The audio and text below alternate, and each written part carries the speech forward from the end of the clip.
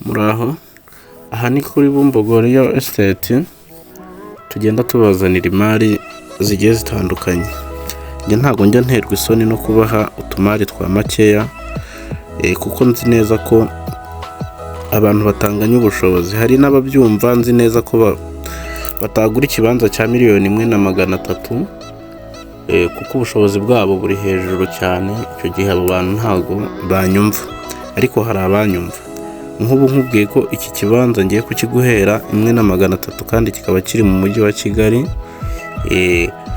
Kikaba ari ikibanza gifite 15/20, $1,300,000 nubwo hakiri mu buhinzi, ariko uri kubona ukuntu hameze. Ni ahantu hateretse kabisa, hameze neza nubwo hakiri mu buhinzi. Baramutse bahinduye imiterere y'ubutaka, bagahindura igishushanyo mbonera aha ngaha, biroroshye ko hahita hajya mu miturire. Ni ahantu rero iki kibanza ngiye kuguha ni iki ngiki. Aha ngaha kuri iyi nzira hino yaho, hano bahapimye borone z'umuhanda zigenda zigacamo hano hagati y'aya mazu, zigakora kuri uriya muhanda wo hepfo yaho.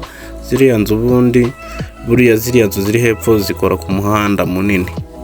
Nkeka ko iki kibanza ndamutse nkikurangiye nkakubwira ko kiri ku muhanda, ntaba nkushutse, kuko borone z'umuhanda zikiriho neza cyane. Rero iki kibanza gihagaze $1,300,000. Ngwino nkubwire amabwiriza ugenderaho iki kibanza kibikeho. Ntabwo gihenze rwose.